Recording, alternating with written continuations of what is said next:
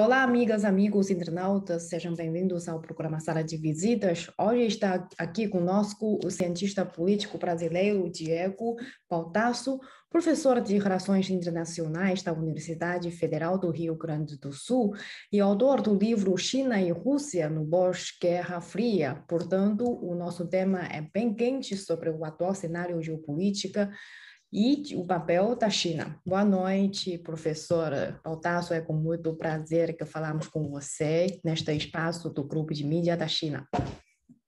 Boa noite a todos, boa noite a todos os internautas. É uma satisfação especial estar falando contigo e com os ouvintes da rádio.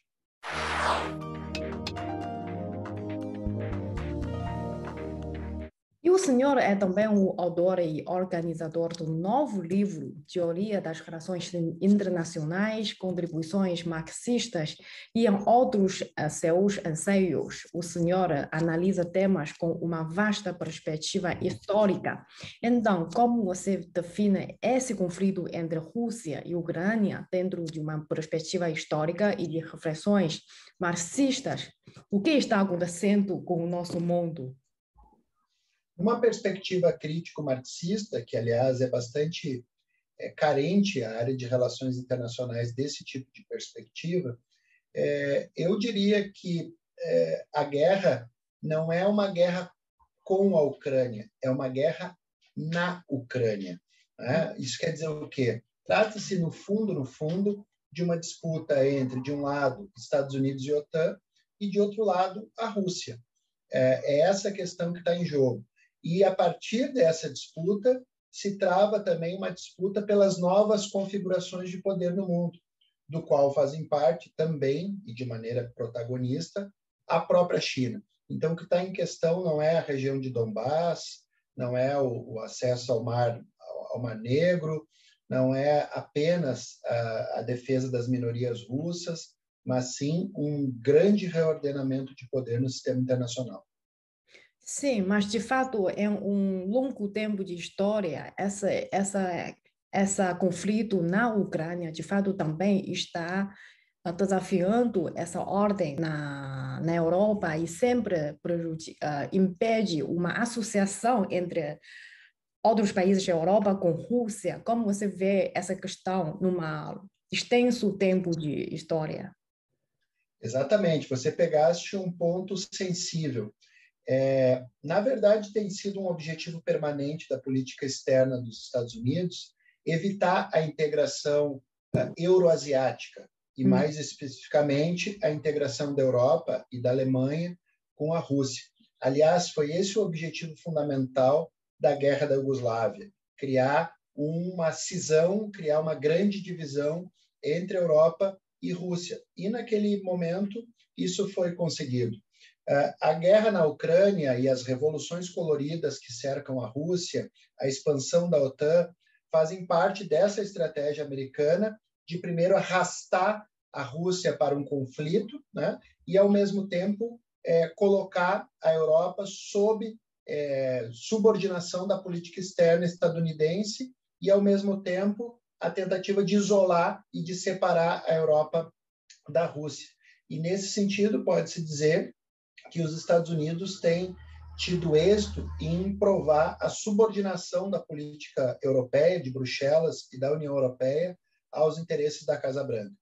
Sim, e sabemos, todo mundo sabe este objetivo dos Estados Unidos, do mundo ocidental, mas desde que a crise Rússia a Ucrânia começou, a China foi associada pela mídia internacional ao conflito como uma ideal mediadora.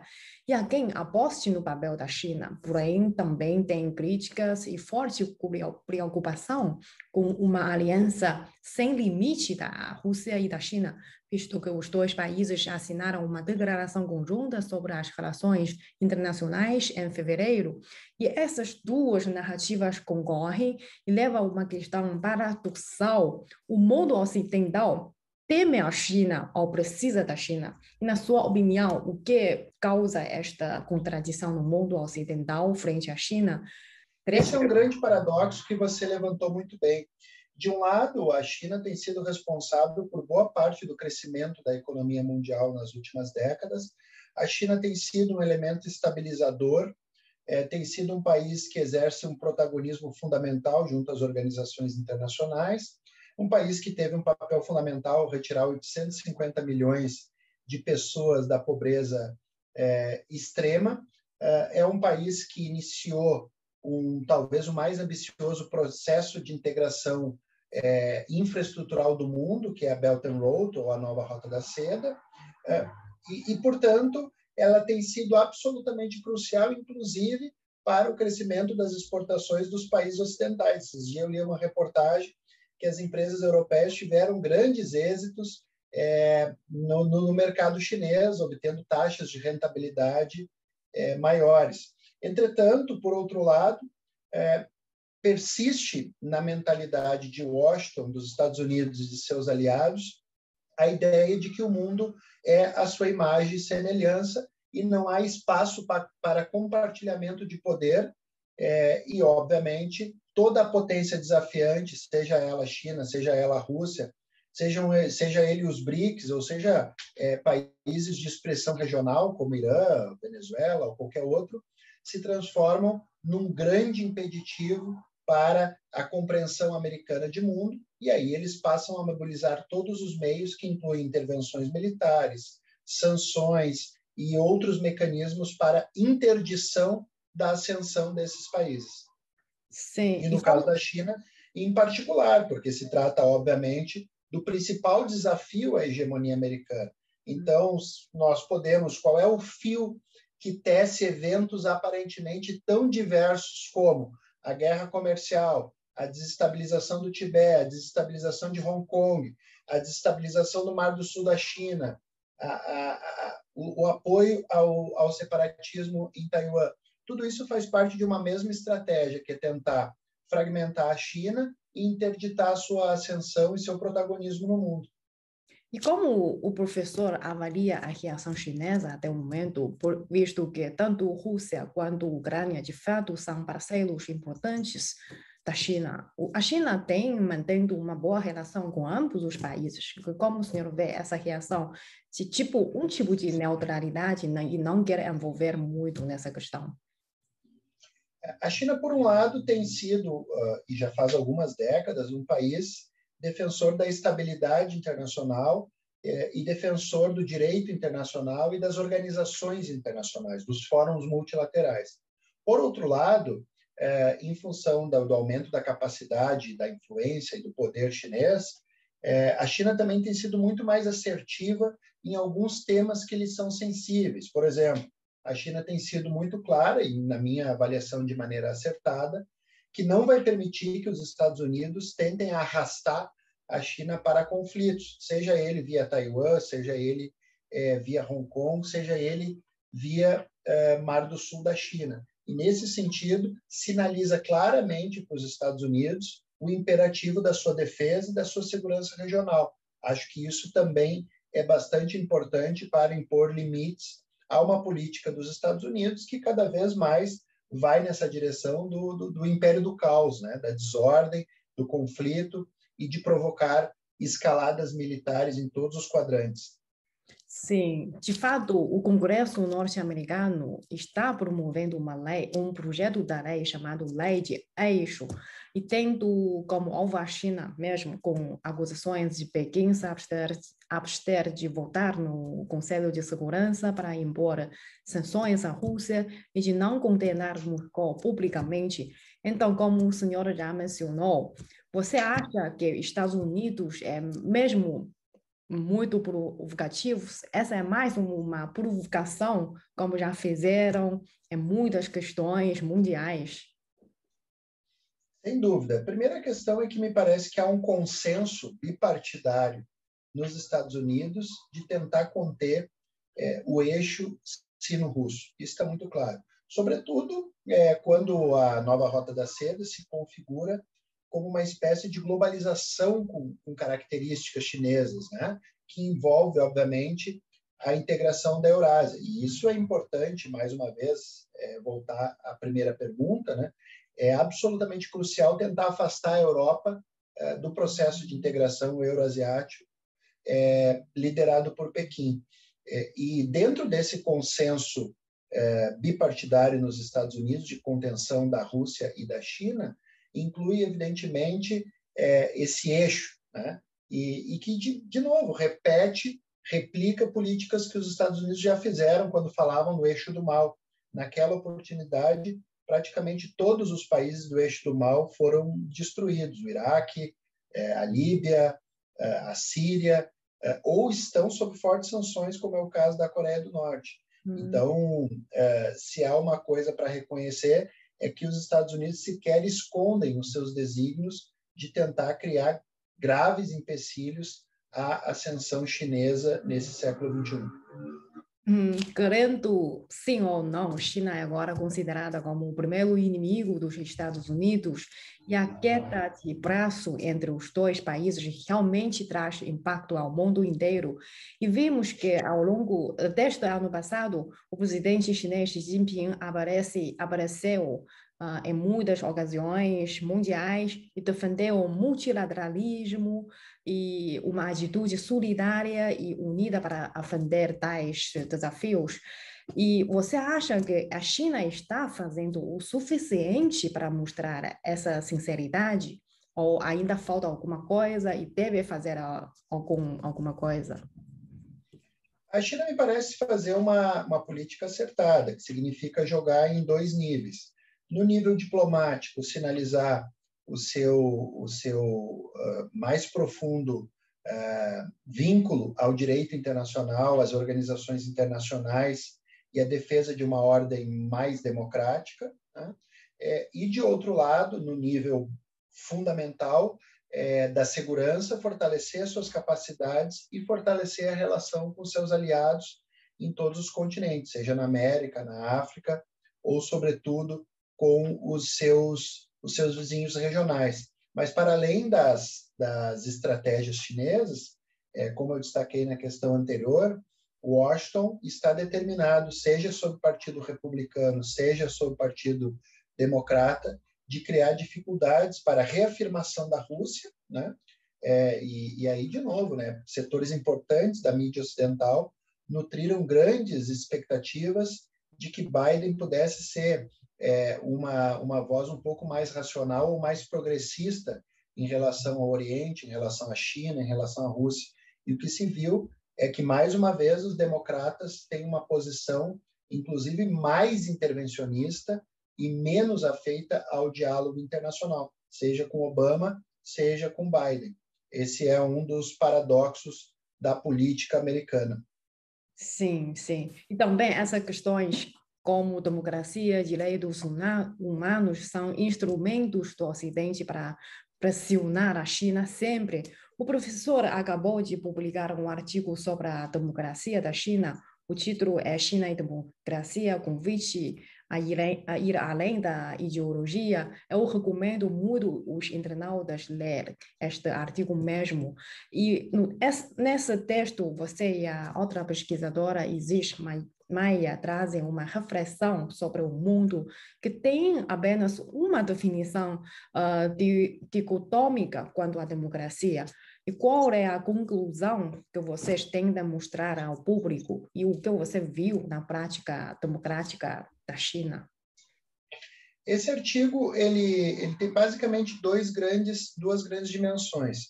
A primeira é mostrar que a democracia liberal ela não é única e sequer dá conta de todos os desafios que o Ocidente vem apresentando. Na verdade, ela está cheia de vícios e de contradições, que vai do crescimento das desigualdades, da xenofobia, do caráter plutocrático do funcionamento das instituições, entre outros muitos problemas. Então, primeiro, a gente destaca essas disfunções, e uma parte do artigo, inclusive, pegando o próprio país, que é o representante máximo desse modelo, que é os Estados Unidos, e mostrando os diversos problemas internos de funcionamento das instituições e da democracia americana. E, por outro lado, o artigo visa mostrar que há outros modelos de democracia, que há outros arranjos institucionais possíveis e que podem atender muito bem aos desafios de outras civilizações e de outras experiências de desenvolvimento. E que o caso da China é emblemático. que, embora o Ocidente tente caracterizar a China como um poder monocrático, como uma ditadura ou coisa do tipo, o desempenho absolutamente inquestionável do desenvolvimento chinês traz consigo uma experiência institucional absolutamente vigorosa, complexa e inovadora, e que inclui muitos aspectos interessantes. E eu poderia destacar, e destaquei dois aspectos fundamentais no nosso artigo. O primeiro deles é que a China tem uma característica de um funcionamento democrático muito forte no nível da comunidade, no nível da aldeia, no nível da participação dos sindicatos e no âmbito local. Essa é uma democracia muito viva e que implica num grande engajamento da população na participação, na tomada de decisão e na fiscalização, que, diferente do Ocidente, muitas vezes o rito eleitoral ocorre de 4 em 4 anos e as pessoas ficam completamente à margem daquilo que vem sendo decidido pelas elites.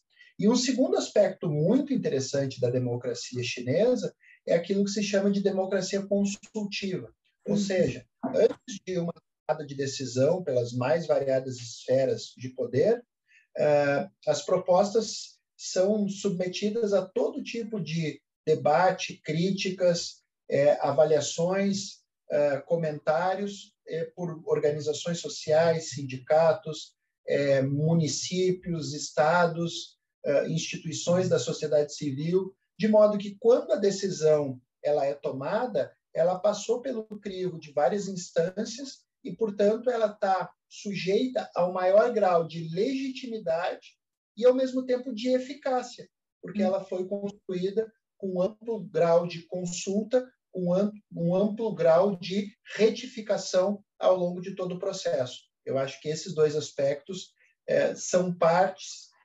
decisivas da explicação do vigor das instituições e do desempenho que a China vem apresentando nas últimas décadas. Uhum. Então, o professor é torcedor que os países do mundo devem explorar o próprio modelo de democracia e o mais importante para avaliar o funcionamento de uma democracia é ver os efeitos e até quanto grau esta democracia pode apresentar as ideias, vontades da maior população. Essa mensagem mais forte. E o senhor é estudioso da China há quase 17 anos e já viajou pelo país 4 vezes. E por isso tem acompanhado de perto o desenvolvimento socioeconômico da China. Na sua análise ou na sua perspectiva, o que a ascensão da China significa para o mundo, seja no sentido de uma referência do anseio socialista e seja de uma observação de que uma nova potência no mundo sempre vai adotar uma política de influência ou hegemonia, e ela poderia transformar sua capacidade em algo de impulso, força positiva, como dizemos na China, para promover o desenvolvimento conjunto do mundo. Sem sombra de dúvida, né? Como eu costumo dizer, embora a China seja essa força, esse desenvolvimento irrefreável e que tem transformado o mundo de maneira insofismável, ainda, sobretudo no Ocidente, predomina uma visão que oscila entre a tentativa de não querer visualizar e reconhecer esses eventos e, por outro lado, uma abordagem frequentemente caricata, né, sobre essa experiência chinesa. E é nesse sentido que eu enfatizo a importância de se despir desse olhar etnocêntrico acerca das civilizações do Oriente, não só porque são civilizações milenares e que, portanto, têm uma carga cultural e histórica que já traz consigo muito conhecimento e muita aprendizagem, mas, sobretudo, porque o seu desempenho recente, obviamente, traz uma série de lições que a gente precisa aprender e precisa estudar. Enquanto o Ocidente fechar os olhos para essa ascensão chinesa, ele não vai nem entender um mundo em transformação, muito menos ter capacidade de retificar e corrigir as próprias disfunções institucionais que nós temos apresentados aqui no Ocidente. E é óbvio que o resultado é fundamental. As instituições não representam apenas uma encenação do jogo democrático. Ou elas produzem resultados eficazes em termos de bem-estar, em termos de saúde, de desenvolvimento, de qualidade de vida e de sustentabilidade, ou elas realmente não são instituições eficazes. Um dos casos que eu cito no artigo, inclusive, é o caso da Covid, né? Os Estados Unidos, mesmo sendo a maior potência do mundo, tendo todos os recursos financeiros e tecnológicos para poder implementar lockdown, vacinação e suporte de saúde pública, com 5% da população teve mais de um quarto das mortes no mundo. Isso revela uma ineficácia governamental, revela inoperância das instituições e revela a fragilidade da democracia. Então, o importante, como a China vem enfatizando em suas relações exteriores, é tentar promover os ganhos compartilhados, porque o desenvolvimento ou é compartilhado ou ele vai produzir ciclos permanentes de instabilidade, de guerra, de desestabilização, e isso, obviamente, não é do interesse de longo prazo. E talvez essa seja uma contribuição chinesa, que é a capacidade de pensar a longo prazo. Então, na sua perspectiva, é possível que uma nova grande potência pode contribuir de forma positiva ao desenvolvimento do mundo, com, por exemplo, no caso da China, com cinturão e rota, com essa ideia de comunidade de futuro compartilhado? Sem dúvida. Muitas vezes me perguntam se a China vai replicar o modelo imperial dos Estados Unidos ou da Inglaterra, e eu sempre discuto no sentido contrário, por diversas razões. Primeiro, que a China tem traços civilizacionais embora ter sido um grande império, muito civilizado, importante e poderoso, nunca teve uma característica de colonização e de expansão militar. Esse é um dado que persiste na política externa chinesa até a contemporaneidade. E quando a gente observa a expansão da China para a África, para a América Latina, sempre há mecanismos de ganhos compartilhados. E a nova Rota da Seda, ela, mais uma vez, vai nessa direção, né? Ou seja, de promover a infraestrutura, de promover o desenvolvimento social, e não de desestabilizar o governo, e não de colonizar, e não de impor uma agenda neoliberal que tem efeitos trágicos sobre a situação social do país, como o FMI fez sob liderança dos Estados Unidos na década de 90.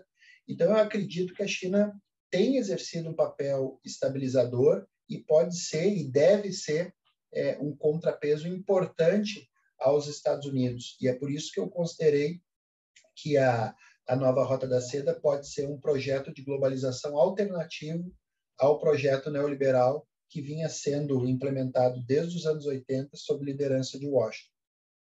Sim.